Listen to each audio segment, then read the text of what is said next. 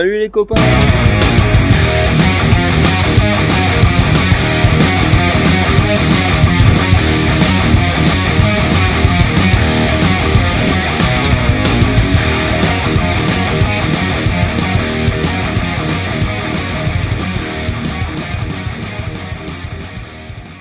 C'est lundi.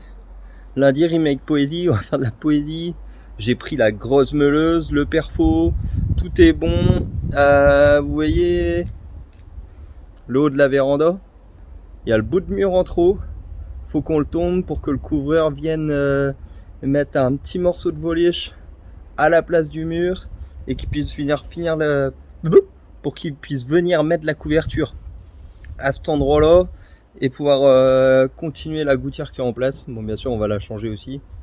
Mais voilà, au moins ce sera prêt pour lui. Je lui mets pas la pression, mais à donc fin. Allez, tchuss, je vous mets en vidéo pendant que je fais ça et c'est parti. Je vais commencer par tracer un trait de cordeau. Je vais faire un trait de cordeau sur la longueur que j'ai à tracer. En plus, il va flotter, je sens, vous avez vu comment c'est noir. Donc je vais faire un trait de cordeau. Et après, je vais directement attaquer à la meuleuse sur mon trait de cordeau. Et puis voilà, en espérant que ça se passe bien et qu'il n'y ait pas la moitié de la façade qui vienne avec. Parce que franchement, j'ai pas envie de remonter tout ça. Bon allez, on verra bien. Allez, tchuss. Oui, parce qu'en fait, je sais plus si on vous avait expliqué ou si vous nous rejoignez que maintenant et que vous nous suivez pas sur Insta par exemple, parce que c'est vrai que sur Insta, on partage pas mal de choses également. C'est qu'en fait, de base, c'était pas prévu qu'on refasse la toiture sur la partie extension. Parce que l'ancien espace cuisine, chambre qui donne sur le jardin est bien une extension qui a été faite, je crois, en 2006. Et donc, la maison principale, de base, il y avait que le toit de la maison principale qui devait être refait, en fait, et pas le toit de l'extension. Sauf qu'en fait, on s'est rendu compte qu'il y avait des infiltrations. Et le couvreur, pendant qu'il refaisait l'autre partie, nous a dit qu'en fait, on pouvait pas laisser des ardoises parce que le toit était trop plat. Et du coup, c'est pour ça qu'on avait remarqué qu'on avait quelques infiltrations. Donc, il faut mettre de la membrane comme les toits plats, en fait, finalement. Donc voilà, c'est pour ça que du coup Max doit enlever cette partie du mur pour pouvoir mettre la gouttière. Et puis de toute façon, il y a aussi le fait que les ardoises étaient en très mauvais état à cet endroit-là. Donc voilà.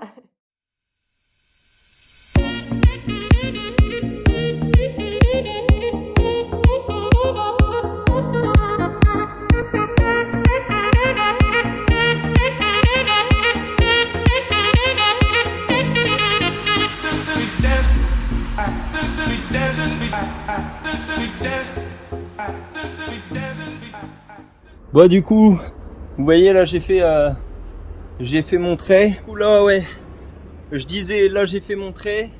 Maintenant, je sors la meuleuse. Je me scie au niveau du trait. Ce sera juste en dessous la voliche que le couvreur viendra mettre. Et puis voilà. Il n'y a plus qu'à. Allez, tchuss.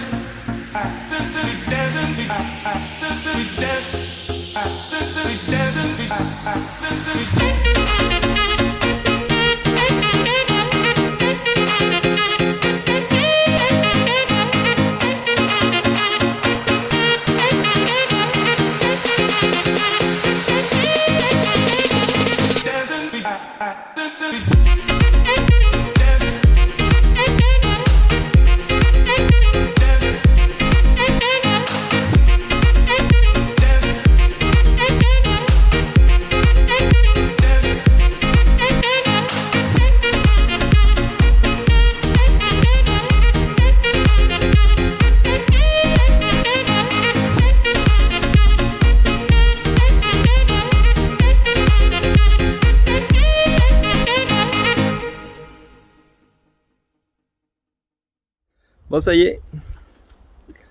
J'ai fini de casser toute cette partie-là. Ça, le couvreur va pouvoir mettre les 2-3 petits bouts de voliage là et puis poursuivre la couverture directement. Puis bon, peut-être qu'il pleuvra un petit peu dans la maison là. Mais bon, ça va pas durer longtemps. C'est pas très grave, on n'a rien en dessous. Allez, je vous montre. Donc du coup, voilà. On en est là.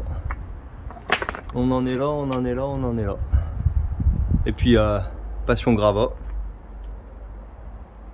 Ça continue. Je n'en peux plus des gravats. Ah ça va, il n'y a plus que ça après. Attends, je vous montre. De la baie vitrée, enfin de la fenêtre actuelle qui va être descendue là du coup. Jusque tout en haut parce qu'on a le linteau à reprendre. Jusque là. Jusque ce côté de la fenêtre. Et jusqu'en bas. Et puis voilà. Ah ouais. Puis tout la dalle de l'ancienne véranda aussi. Pouah, ça m'exaspère. Salut les copains. Bon du coup aujourd'hui c'est jeudi. Hier j'ai eu le menuisier qui est passé. Top. J'ai eu le menuisier qui est passé. Et pour faire quoi? Pour me donner les codes des fenêtres. Alors ouais. Vous avez qu'à faire un rollback dans un épisode ultérieur, ça doit être l'épisode 7, je pense. Non, peut-être. Non, ça doit être un peu plus loin. Bon, bref, on vous mettra une petite étiquette là. Et puis, comme ça, vous verrez la vidéo où on choisit les fenêtres, où on présente le projet. Et puis, moi, je vais vous montrer ce que je vais faire aujourd'hui. Donc du coup, aujourd'hui, je vais déjà commencer par étayer la charpente ici. Tac, donc de la poutre que vous voyez là au milieu jusque là. Parce que on aura cette fenêtre à ouvrir jusqu'à 2,40 m. Un linteau à recouler. Donc du coup, faut qu'on tombe tout la façade sur 2,40 m. Et puis après, ce sera bon, on sera reparti. Il y aura plus qu'à quoi. Donc voilà, moi je vais étayer ça et je vous montre tout à l'heure ce que j'ai fait. Peut-être je vous mets en vidéo. Ouais, je vais vous mettre ça en accéléré. Allez, tchuss. Bon, allez, avant d'étayer quoi que ce soit, je vais peut-être essayer de me tomber la fenêtre là. Comme ça, ce sera chose faite. Et je verrai exactement la cote du tableau là-bas. Et puis voilà. Donc on va commencer par ça déjà. Allez, hop.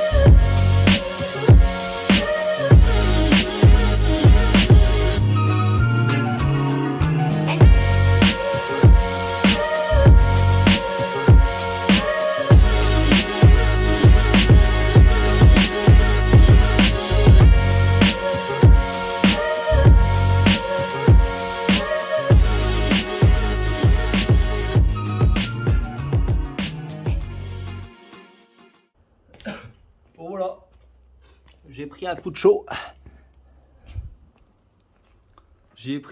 de chaud. Mais au moins ça c'est fait, il n'y a plus de fenêtre, comme ça on est encore plus ouvert sur l'extérieur. Voilà, bon bref, il n'y a rien à voler de toute façon ici. Voilà. Donc maintenant je vais faire ce que j'étais censé faire, étayer. Parce que moi quand je prends une bécane, directement je sais plus m'arrêter. Bon allez, je vais faire ça tout de suite. Et après, je vais déjà ranger mon perfo, ranger tous mes gravats. Ils vont aller rejoindre les autres qui sont là-bas là. De l'autre jour quand j'ai fait cette partie-là. Tac. Donc voilà. Bon allez, c'est parti. Bon les copains, je suis arrivé en haut, il fait une chaleur monstre. Et regardez-moi, c'est un Velux tout neuf, 2 Velux tout neuf. La couverture est quasiment finie. Et moi, qu'est-ce que je fais en haut? Je suis pas venu admirer les Velux. J'ai pas trop le temps de jouer avec ça pour l'instant. Je suis en train de mettre mes suspentes. Donc du coup, j'ai tracé... j'ai mis à chaque fois une suspente. Attendez, comment je peux vous mettre là? Voilà. J'ai tracé une suspente en bas, une suspente en haut. J'ai tiré une ficelle entre les deux. Et j'ai aligné les suspentes, clac, comme ça. Même principe qu'en bas. Parce que au laser, en fait, je peux pas... il s'aligne pas bien. Donc voilà. Après, c'est peut-être moi avec mes défauts de réglage, mais bon. Et donc du coup, j'ai fait la même chose de l'autre côté. Et à chaque fois, je retire une ficelle entre eux. Tac. Comme ça. Et je viens mettre comment ma suspente au ras de la... au ras de la ficelle. Putain, j'ai du mal à m'exprimer ce soir. J'ai chaud. Et voilà, et du coup je trace ça comme ça ce week-end, peut-être pendant que je casserai, mais il est pour commencer à isoler à l'étage. Voilà, la prépa, à donf, on s'arrête pas. À donf.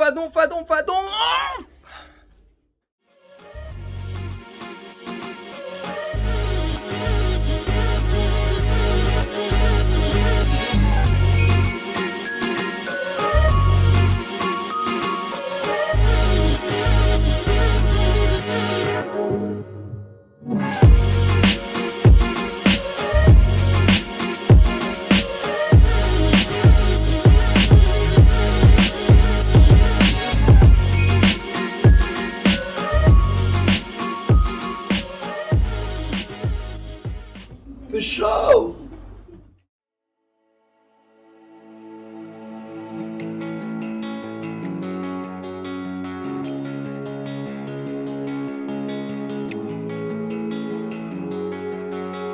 Bon, du coup, pour le plafond, hop, je me suis mis mon petit laser ici et j'ai plus qu'à régler mes suspentes à chaque fois.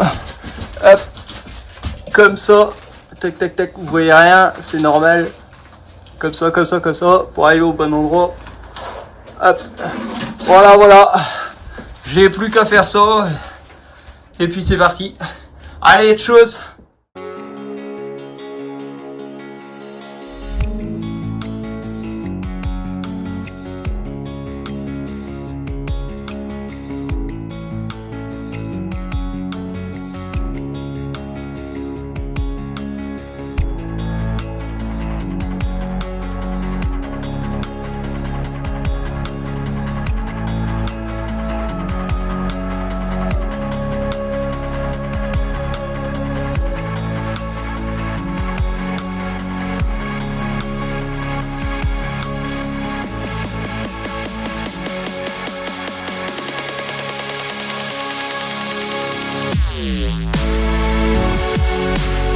C'est des suspentes intégrants. Voilà. Avec le fil là, Voilà. que tout soit droit. Je joue la suspente. Ah bon.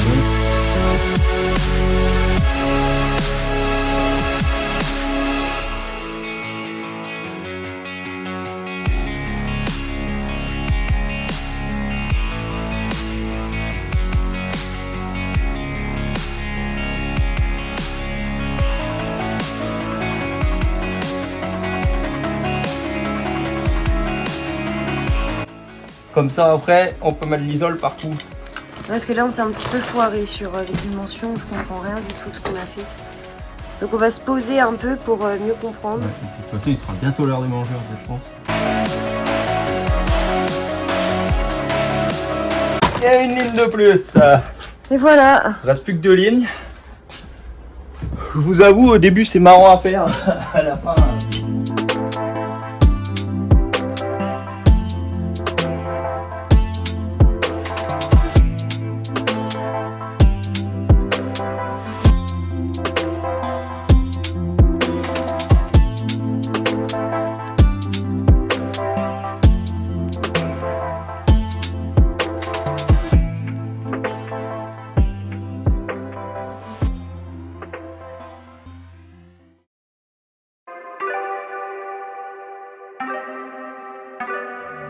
Je vais me prendre une suspente dans la gueule.